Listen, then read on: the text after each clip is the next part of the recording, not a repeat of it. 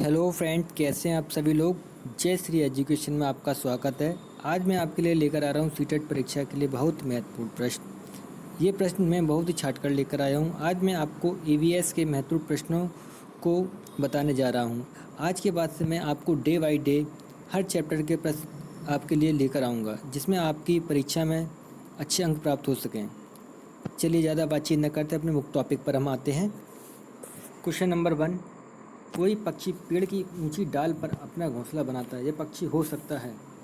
आपको इसमें प्रश्न का आंसर बताना होगा। ऑप्शन नंबर 1 शकरखोरा, कलचिड़ी, कौवा, फाख्ता। प्रश्न 1 को पढ़ा मैं थोड़ी देर तक आप कुछ समय तक आपका इंतजार करूंगा, उसके बाद मैं आपको आंसर दूंगा। चलिए इसका आंसर आप बताएं मुझे कि कोई पक्षी पेड़ की ऊंची डाल पर अपना घोंसला बनाता है। यह पक्षी हो सकता है शकरखोरा, कलचिड़ी, कौवा, फाख्ता। इसका आंसर होगा ऑप्शन नंबर सी, कौवा। चलिए प्रश्न नंबर 2 पर आते हैं।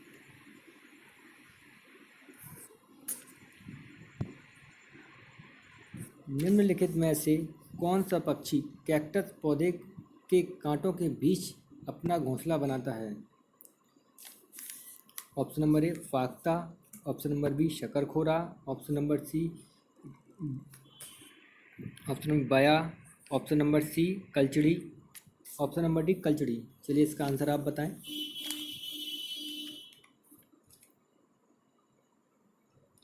ऐसा पक्षी का नाम बताएं जो कैक्टस पौधे के कांटों के बीच में अपना घोंसला बनाता है।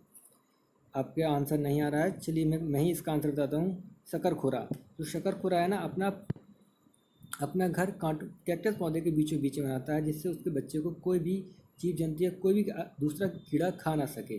चलिए क्वेश्चन नंबर 2 का option number B is the correct answer, शकरखोरा। प्रश्न नंबर 3 पर आते हैं।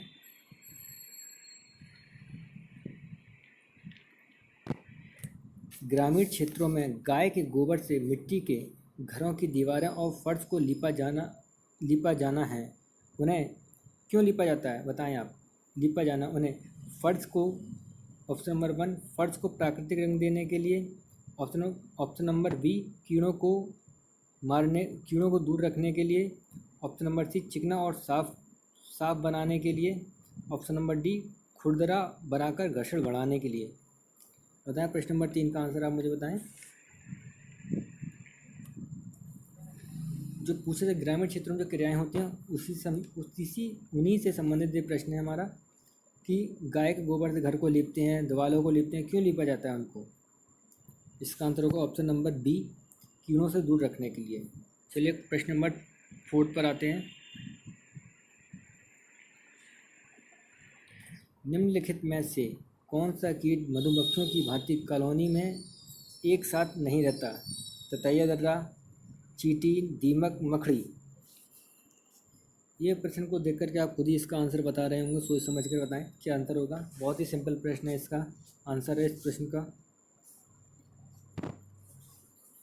ऑप्शन नंबर डी मकड़ी। ये तो अकेले किसी झुंड में नहीं बनाती, अकेले ही सभी छोटे मोटे कीड़े तो उनको अपने झुंड में दबा लेती है अपने घर के बनाने में। चलिए इसका आंसर क्या होगा, ऑप्शन नंबर डी मकड़ी।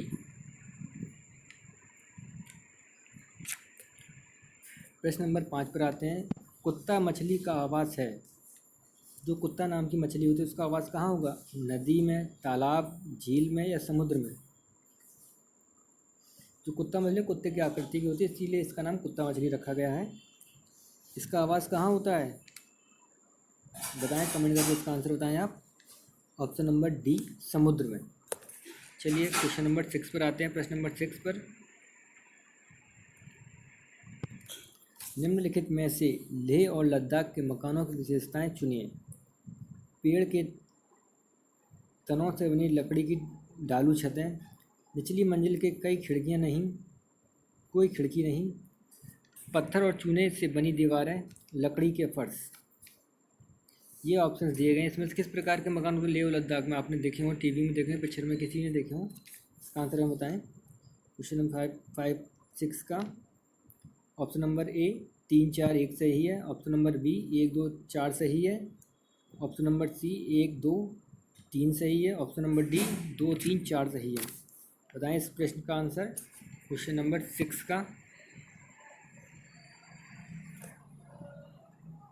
इसका आंसर क्या होगा? Option number D, 2, 3, 4। चलिए नेक्स्ट क्वेश्चन पर आते हैं हम। क्वेश्चन नंबर 7 पर। क्वेश्चन बड़ा है थोड़ा, मैं आपको पढ़ के बता देता हूँ पहले इसमें। नीचे दिए गए पैराग्राफ पढ़िए जिससे गांव में एक छात्र ने अपने घर के विषय में लिखा है। मैं गांव से आया हूँ। हमारे गांव में अत्यधिक वर्षा होती है, इसीलिए हमारे घर धरती से लगभग 10 से 12 फीट ऊंचे बने होते हैं। इन्हें मजबूत बांस के खंभों पर बनाया जाता है। ये घर अंदर से भी लकड़ी के बने होते हैं। ये गांव होना चाहिए। भारत के किस राज्य में ये गांव होगा? ये आपसे पूछा जा रहा है प्रश्न में। थोड़ी डिटेल आपको बताई गई और आपसे पूछा गया ये गांव भारत के किस राज्य में होगा? ऑप्शन नंबर ए, आंध्र प्रदेश में, असम में, तमिलनाडु में, उत्तराखंड में। प्रश्न नंबर 7 का आंसर बताइए क्या होगा?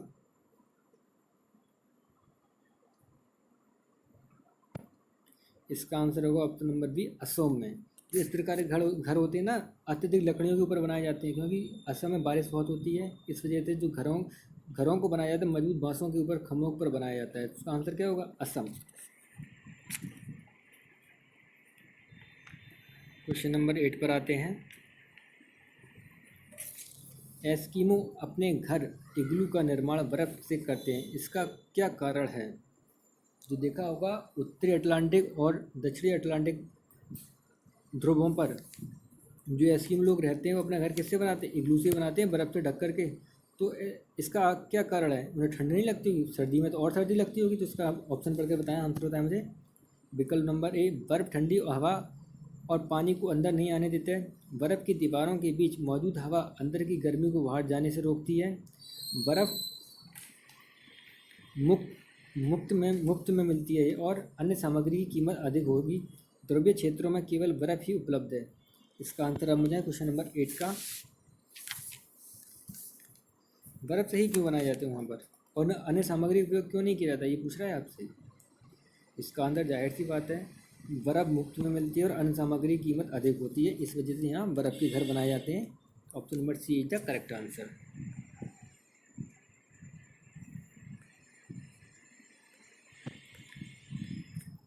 ग्रामीण क्षेत्र के मकानों के ढांचे वहाँ की जलवायु यानी मौसम की स्थिति से संबंधित होते हैं। एक गांव के मकानों के लक्षण नीचे दिए गए हैं। मकान मजबूत बांस के खंभों पर बने होते हैं। अंदर से भी मकान लकड़ी के बने होते हैं।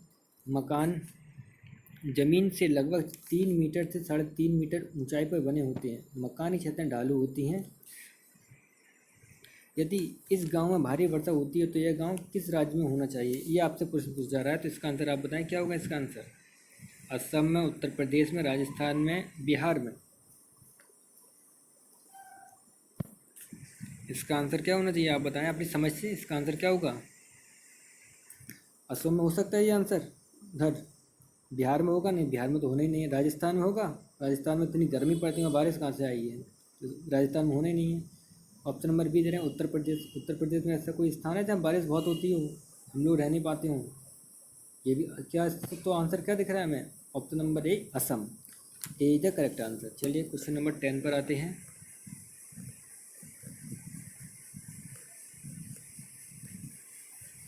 घरों के नीचे दी गई विशिष्टताओं पर विचार कीजिए। निचली मंजिल में कोई खिड़की नहीं होती।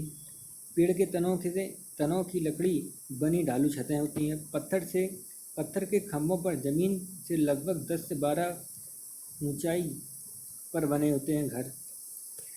यहाँ फीट लिखना मिसप्रिंट हो गया, 12 फुट ऊंचाई पर बने होते हैं घर। पत्थर, गारा और चूने से बनी मोटी दीवारें और लकड़ी के फर्श। लेह और लद्दाख के घरों के ऊपर दी गई कौन सी विशिष्टता पाई जा सकती है? इनमें से आपको छांटना होगा लेह और लद्दाख में किस प्रकार के घर पाए जाते हैं। चलिए ऑप्शन नंबर इस पर चलते हैं। Option number A, B, D, C, D, A, E, D, A, B, C. इसका आंसर आप मुझे पढ़कर बताएं क्या होगा? क्वेश्चन नंबर 10 का इसका आंसर होगा आपका option number C, A, E, D. A, E, D यानी कि निचली मंजिल में कोई खिड़की नहीं होती है। ए, ई, डी ई बोले तो लकड़ी के फर्श होते हैं, और डी फर्श और चूने से बड़ी मोटी दीवारें होती हैं। तो इसका आंसर क्या होगा? Option number C, AED। AED correct answer. निम्नलिखित का अध्ययन कीजिए। कौवा पेड़ की ऊंची डाल पर अपना घोंसला बनाता है। इस घोंसले को बनाने के प्रकार प्रकार की चीज़ें, यहाँ तक कि लकड़ी की शाखाएं और लोहे के तार भी होते हैं।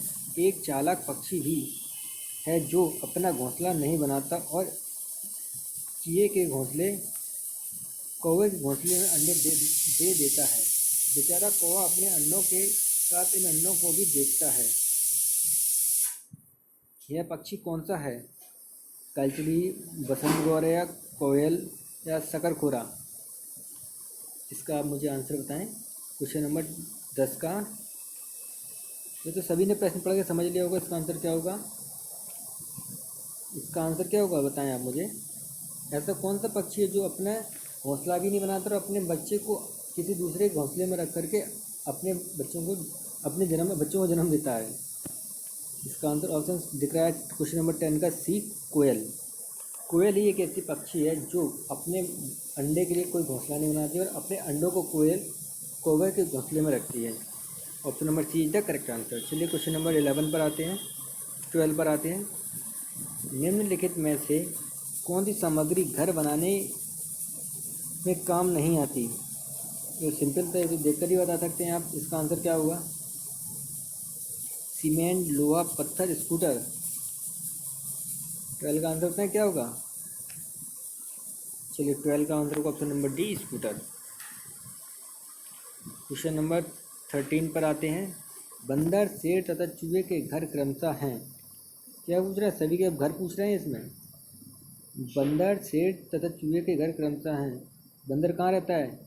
पेड़ों, घोंसले में रहता है? नहीं। ऑप्शन क्या दे रहे हैं? घोंसला, पेड़ एवं गुफा, गुफा, बिल और एवं पेड़, पेड़, गुफा एवं बिल, बिल, पेड़ और गुफा? बताएं बंदर कहाँ रहता है? बंदर जाहिर सी बात सभी को पता है कहाँ रहता है बंदर, पेड़ों पर रहता है। शेर कहाँ रहता है? शेर गुफा में रहता है। पेड़ और गुफा कहाँ दिख रहे हैं? किस ऑप्शन में पहले दिख रहे हैं? पेड़, ऑप्शन नंबर सी। तो 13 का आंसर क्या होगा? Option number C is the correct answer.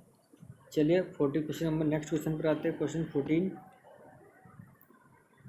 निम्नलिखित में से कौन सा पक्ष स्वयं के नीड़ का निर्माण करता है?